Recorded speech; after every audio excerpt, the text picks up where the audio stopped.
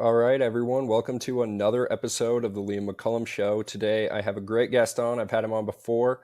His name is Chris Enget, and I brought him on to talk about the new report by the America's Warrior Partnership about underreported veteran suicide numbers in the VA. So it's good to have you on, Chris. Thanks, Liam. Thanks for having me back on. Yeah. So why don't you just for people who haven't watched our previous podcast together, I'll link to that one in the description. But why don't you just introduce yourself for everyone? Yeah, I'm Chris Enget. I grew up here in Montana, over in a small town of Rosebud, over by Miles City. I joined the Army at 17 years old and served for 12 years. I got out in 2017. I was injured in Afghanistan when an RPG, a rocket-propelled grenade, detonated 5 feet from where I was. And I've used the VA extensively in Montana for a lot of my aftercare when I got out of the military to try to fix a lot of those problems so I could walk normally again. So I'm very intimately knowledgeable about the VA and a lot of the issues that are coming out of the VA that many veterans face. So just to, I guess, jump into this report, what did you find in this report? What is the most telling statistic, and just kind of break it down for everyone? Yeah, the most telling statistic to me was the number 44. Most people have heard of 22 a day. They've seen the things on social media where people are doing 22 push-ups a day for 22 veterans a day. We've heard the number of 22 veteran suicides a day for a very long time, and it means a lot to a lot of people. So much so that a lot of people even get it tattooed on their body, and they have the "I got your six" tattoos because they really truly care about a lot of their brothers and sisters that are making it home from combat alive, but not actually coming home, and the end result is them taking their own life. And so when we look at 44 a day, almost double what the national narrative has been, and the VA put out a report that the number is actually 16.7 a day, which is much lower. And it's not necessarily a fault of the VA when you read through the report that America Warrior Partnership put together, and they did it in conjunction with Duke University. And when you see those disparities, it's not necessarily that the VA is manipulating numbers, but just that the data is not accurate when it's being reported. There's a lot of suicide death certificates that are not being marked as former service members, so they're not being put in the list. There's a lot of numbers that are potentially maybe not suicides, but you definitely can tell based on overdose numbers when veterans are overdosing and dying from alcohol overdose or drug overdoses, that while it may not be an official suicide, there's still a problem with mental health in our veteran communities where the end result is them taking their own life or they pass away.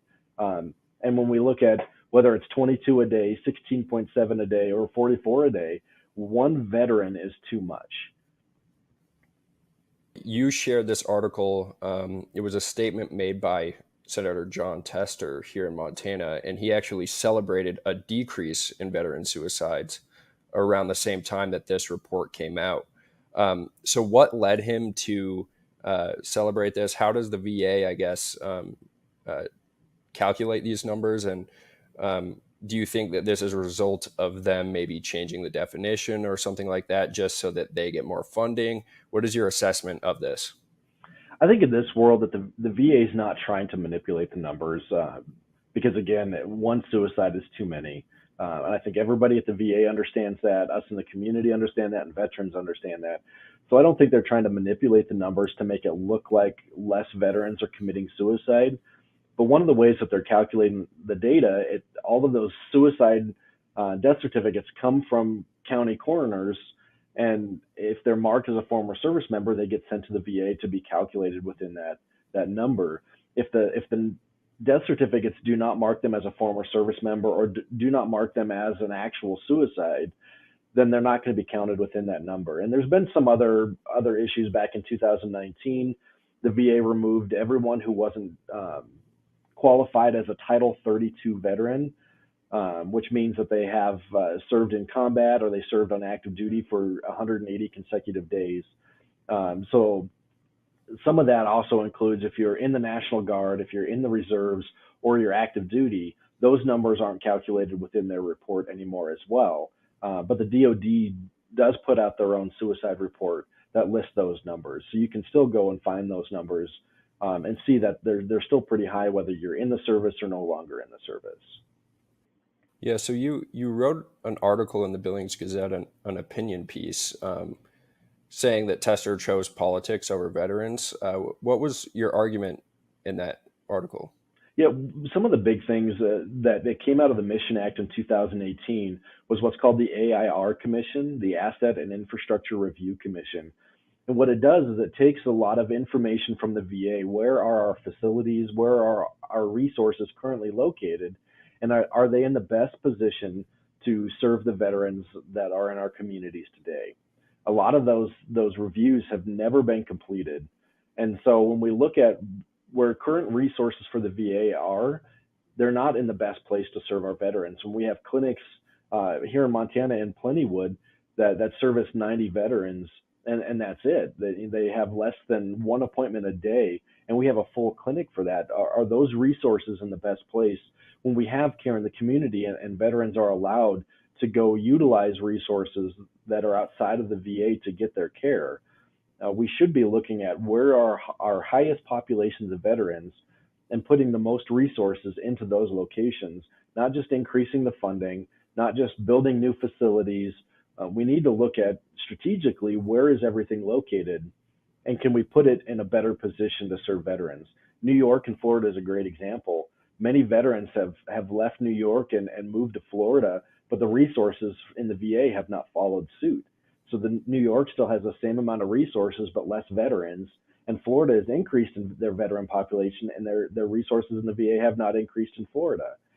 So when we look at these different resources, we need to look at the veteran's life and how are we going to help them. That's what's most important. It's not the politics. It's not the what's going to make me look the best. That's all irrelevant to me. It's what can we do to serve our veterans better. That's what we need to do. And for people who might not know much about the VA, they've never heard stories about it, or they don't have any family members involved. Can you just maybe explain what it's like dealing with them? And maybe it's best to paint this picture by sharing your own experience or experiences that you've heard. Absolutely. And thankfully in Montana, that's probably not necessarily the case, where there's not too many people in Montana that don't have a veteran family member or friend or somebody that they know that's been in the military. Um, Thankfully, we don't have that in Montana, but a lot of places we do have that.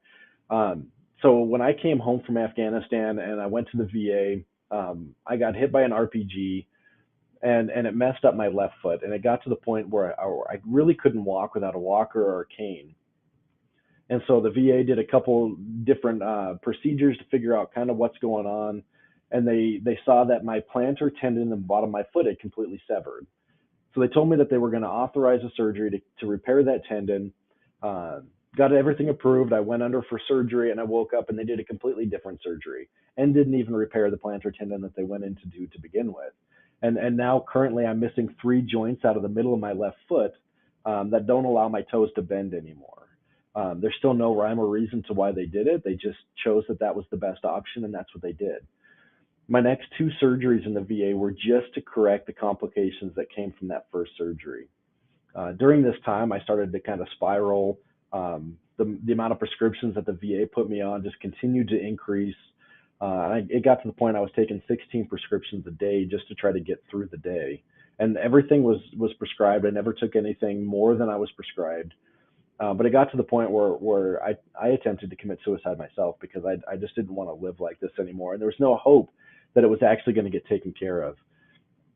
And so I attempted suicide, finally went into the VA and said, I got to talk to somebody. I need to see a counselor or a therapist. It's like, I need to talk to somebody because this obviously isn't working for me and I need to figure this out. And they told me that they couldn't get me in for 3 months. And I just very clearly told them that if I have to wait 3 months for care, I'm not going to be here in 3 months. And they were able to get me in the next day, but no veteran should have to make that kind of a threat, which truly wasn't a threat. It was the reality of the situation. Nobody should have to get to that point just to receive care. So they finally got me in, and I was able to start kind of getting life back on track. And my surgeon at the VA decided that we needed to uh, do one last surgery, and if we did it the exact way he wanted, I'd be able to walk without a walker or a cane. And currently today, I can walk without a walker or cane. But he had to fight within his own system for a year and a half to get that approved because the administration did not want to approve that surgery. And that's where we kind of get into what's the VA doing that's causing some of these problems. The Mission Act allowed veterans and their provider to make the decisions for their health care, what was best for them and what's in their best medical interest.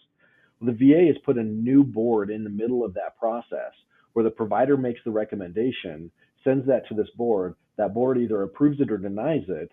And then what if they deny it, you have to figure out a different course of action, which has never been in the policy with the Mission Act or anything prior to the Mission Act. The VA created this just because they thought it was the best way to solve the issues. But more veterans are not getting the care that they need, not having the care that's actually in their best medical interest, simply because this board, who has never met them, doesn't include their doctor. It's this board that looks at a chart and says, nope, we don't think that is the right action, and then you don't get the care that you need. So he fought for a year and a half to get me that last surgery, and finally they approved it. And I don't know if it was because they finally saw what he was trying to accomplish, or if it was just to get him to stop. They approved it, and I can walk without a walker or cane. But a year and a half of being in pain, and a year and a half of either in a wheelchair if I had long distances to go, or a walker or cane at 27 years old, that's not much of a life. And you've told me about instances in which attaining prescriptions is just as difficult. Absolutely. And can you just explain the makeup of the VA in Montana? I know that you told me a story of someone who was trying to get prescriptions for, I think, at least a few weeks, and I believe they had to go to Helena to pick them up. Right. Well, the way it operates is like here in Billings, we actually do have a pharmacy at the VA. So if you go to your provider and they prescribe you a prescription, you can take that directly to the pharmacy right there, get that prescription filled, and you go away. If you need a refill, you actually have to request that refill from your doctor. The doctor puts the request into Helena, and Helena then sends you your refill. You can't go back to the pharmacy to get your prescription refilled. So you have all these steps just to get something refilled. Whether you have multiple refills on your prescription or not, you could have 6 refills. You still have to go through that process just to get that refilled. And there's been this backlog in veterans not getting their prescriptions refilled, where their prescriptions are running out. And most people know with mental health meds or pain management medication, you can't just cut that off cold turkey. You have to wean yourself off of that medication. And so if all of a sudden your prescription ends simply because the VA didn't refill it like they're supposed to, and how do you move on with life not being able to function appropriately because you don't have the needed necessary prescriptions for your life and for the issues that you're facing every day? Can you just explain a little bit about your assessment of the Montana delegation to Congress? You talked briefly about the Mission Act, but I know that Tester was actually fairly good on this. And can you just kind of explain the landscape a little bit? Yeah, for sure. When the Mission Act first came about, a lot of people saw it as just trying to privatize the VA. That nobody really cared about veterans' health care, and that's why they didn't care about the VA. They just wanted them to go use other resources that are already there, and that veterans would actually receive less care and worse care. VA Choice, which actually came out prior to the Mission Act, that was a real big stumbling block to VA Choice, was this idea that it's just going to privatize the VA. And the issue truly stems from the fact that the VA itself cannot handle the amount of veterans that are within their system. So there has to be more options in order for veterans to get the care that they need in a timely fashion. And so as we saw in 2014, the Phoenix VA scandal came out, and it showed that the VA was triaging patients in this death list, more or less, that we don't have the opportunity to see you. We know that you're terminal. So we're going to put you on this waiting list where we're going to schedule your appointment and cancel it, schedule it and cancel it until you finally pass away because we can't take care of you. And that news story broke in 2014. And it really started to kind of spearhead this idea that if the VA can't handle the load that we have, What are we going to do to solve the problem and get veterans the care that they need? And so the VA choice came out of that, and then the Mission Act finally came out of that. And what we've actually seen from the Montana delegation overall, when it comes down to the final vote, most all of our delegates have voted for veterans health care and veteran choice. Doesn't mean that they were champions all the way through. In the case of Tester, he fought against VA choice because he didn't want to privatize the VA, and he believed this narrative that veterans will suffer worse care if they go into the community because those community providers don't know what veterans need and the VA does. And so he pushed pretty hard against it. In the end, he did vote for it, which is really good. He did come to the table to increase the options that veterans have. And I've used care in the community many times, and I've never received subpar care in the community. I've never talked to anybody that has received subpar care because as a doctor, they take an oath to protect and take care of their patients, and that's what they want to do. Whether you're a veteran or not, they want to take care of you. Um, so we have seen our delegates come to the table when it comes to our veterans. And so Steve Daines, Matt Rosendale have done amazing things to try to forward some of these issues to get veterans more options, to get them the care that they need. And they've even hired on veteran liaisons that can help them with cases in the VA when the VA is not taking care of them and not doing the right thing, that allows them to actually have a little bit more um, argument when they go to the VA and say, hey, this isn't working for me. I need something different. Or I need this to be taken care of, to have our delegates behind them is something that Matt Rosendale and Steve Daines have both done very effectively. So has the Mission Act really changed much considering the new changes that the VA has implemented with this new board? Does it actually affect anything? Yeah, so one of the things that happened, and you can actually look at the numbers that Secretary McDonough has actually put out. You can see from 2019, 2020, after the Mission Act was passed, you actually can see wait time numbers drop drastically, going from 70, 80, 90 days of a wait period down to 15 to 20 days as your wait time. And then COVID hit, and uh, VA hospitals started to shut down, and then normal clinics out in the community started to shut down, and nobody could get any care. And so there were some issues there that aren't necessarily systematic to the VA, but in the process of that, the VA is never fully opened. They still have a lot of their offices that are closed down or still only remote. And what we've actually seen is in the process of trying to reopen the VA, trying to get this backlog of appointments, just during COVID alone, 20 million veteran appointments were canceled. We've seen a lot of those appointments have not been rescheduled, have not been taken care of. Many veterans are still waiting for that care. But in the process of putting that board into place and pulling back on some of those regulations that were put into place with the Mission Act, the VA has found out that nobody's going to hold them accountable. So they've made the changes. Nobody's holding them accountable. So why would they change anything back? So is there any future legislation that maybe CVA or you are looking forward to at the national level just to change these policies? Yeah, the first one is what's called the GAPS Act, the Guaranteeing Healthcare Access to Personnel Who Served. Matt Rosendale has actually signed on to as a co-sponsor to the House bill. And what it does is it takes all those access standards that the Mission Act put into regulation, and it takes all of them and moves them into codified law. Then there's enforceable. They're punishable if the VA is not offering you care in the community. If the VA is taking longer than the access standards, which is 20 days for a primary care appointment or a mental health appointment, or 28 days for a specialty care appointment. If the VA is not following those standards, there's actually teeth behind the GAPS Act that allows the veteran to hold the VA accountable to making sure that they get this care. That's the first thing that we're kind of pushing towards. We have a lot of support in both the Senate and the House for the GAPS Act, and so we really want to see that, and especially with the PACT Act that passed in the last couple of months.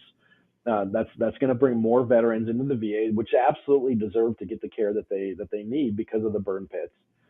But what it's going to do is inundate a system with even more veterans that still cannot take care of them. And if the VA is not going to use the Care in the Community program the way they're required to use it, it's only going to cause more problems in the VA. So the GAPS Act will help try to solidify a lot of that stuff that the Mission Act put into place to make sure even those veterans get that care that they've now been promised. And what was the name of the burn pit bill? That's called the PACT Act. Okay. And Yep. could you explain a little bit more about that for people who aren't aware of the background there? Um, hmm I've followed this a little closely, and we've covered it on the podcast before with Scott Horton, but for people who haven't listened to that.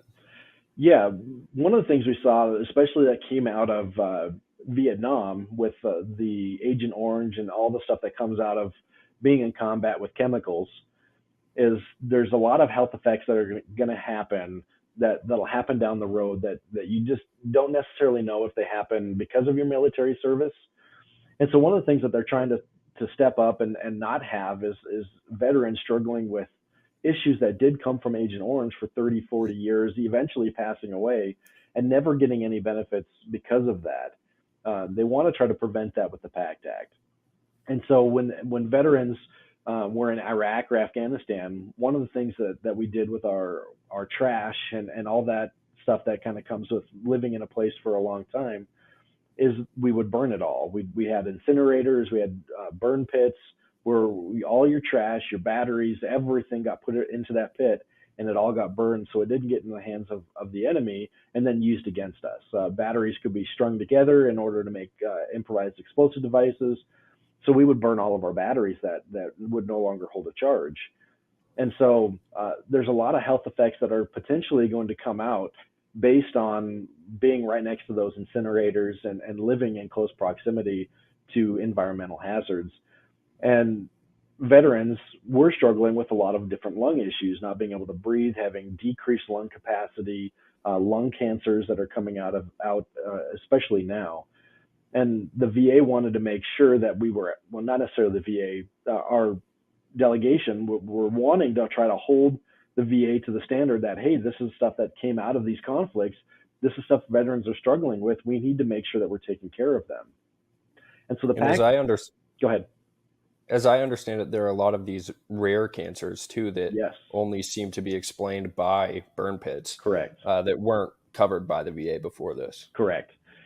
Absolutely. And one of the things too that the Mission Act actually put into place is a kind of a test and learn with the VA to allow them to look into a lot of those different conditions to figure out what's actually going on. Is that rare cancer actually from a burn pit? Is it actually from the chemicals that we used over there? Is it from those things? And one of the things that the PACT Act doesn't address is actually looking into that and doing more research into what did that lung cancer come from. So we need to be able to really make sure that that's exactly what it came from, and not just have presumptive conditions that we've never researched to know whether that actually happened. And that's some of the issues that the PACT Act actually had, was that it didn't have all that research behind it to ensure that the veterans that do have these lung issues, that it did come from a burn pit and it didn't come from smoking for the last 30 years. There hasn't been that research done into it. And so we really do need to focus on, and now that it has passed, we need to focus on doing that research, making sure that we do know what's actually going on and what's happening to the best of our ability. And that now that we have these veterans that are joining the VA because of the PACT Act, that we have options for them to get the care that the PACT Act allows them to get in a timely fashion. Now, I am wondering a little bit about Montana specifically. I know that during the last legislative session, we passed a lot of free market healthcare Mm-hmm. legislation. And I'm wondering if this has any impact on veterans and the VA. Do you foresee like the removal of certain barriers to entry for direct primary care or something like that impacting veterans in any way? I do see it impacting veterans when veterans get to have more control over their lives and over their livelihood and their health. Veterans, I absolutely appreciate that, and it's not just veterans. Everybody appreciates having more control over their health care to make the decision what they believe is best for their life. So direct primary care absolutely is going to help veterans in our communities that do not want to utilize the VA. I'm a perfect example of that. With all the issues and the problems that I've had within the VA system, I'm not a fan of getting my health care taken care of at the VA. which does not mean I want to shut the VA down. If a veteran has had great success in the VA and they've had their problems taken care of and they've been treated very well, I want them to have that option to go to the VA to get that stuff taken care of. But for those that do not want to, or those that are farther away from a VA clinic, having that direct primary care that allows them to go see a provider of their choosing, work directly with that provider to figure out their payment plan and their schedule and what they need to get taken care of. And having that control is going to be super beneficial for any veteran that is looking at potentially using something other than the VA. And I think the certificate of need reforms are really going to be helpful too. I think, less barriers for new hospitals to actually open. Um, it's going to give, fundamentally, it's just going to give veterans and everyone more options. And I know, Mhm. um, isn't there a new hospital coming up here in Billings? And I'm sure that's partially related to the certificate of need stuff. Yeah, I know. I read a report that one of the hospitals was purchased by a different conglomerate of hospitals. I also read a report that because certificate of need has been repealed, that here in the next couple of years, that Billings is potentially going to have a level 5 trauma center, where we're going to have more options within our community for healthcare, which is only going to benefit our community. Whether you're a veteran, whether you're a citizen, whoever you are, it will absolutely benefit you having more options and being able to get that care wherever you need it. Now, is there any legislation that you're focusing on at the state level or interested in here at the state level? We do have some. We're going to have another resolution up in Fort Harrison where we're going to be asking our state representatives to call on to our federal delegation to hold the VA accountable. A lot of these resources that the VA uses and the regulations, the only body that can hold them accountable is our Congress on the federal level. And so calling on them as a state, as our whole state together, that we need to hold the VA accountable. Even with our representatives running a narrative that they care about our veterans and they're doing all this amazing things for our veterans. Many veterans are suffering in our communities. They're not getting the care that they need, and so we need to call on them to truly hold the VA accountable to all these promises that are being made. Just yesterday, we had another veteran in Fort Harrison that committed suicide in the parking lot at Fort Harrison, and so the problems are still there. They're still going to continue. The average wait time for a mental health appointment in Fort Harrison is 41 days.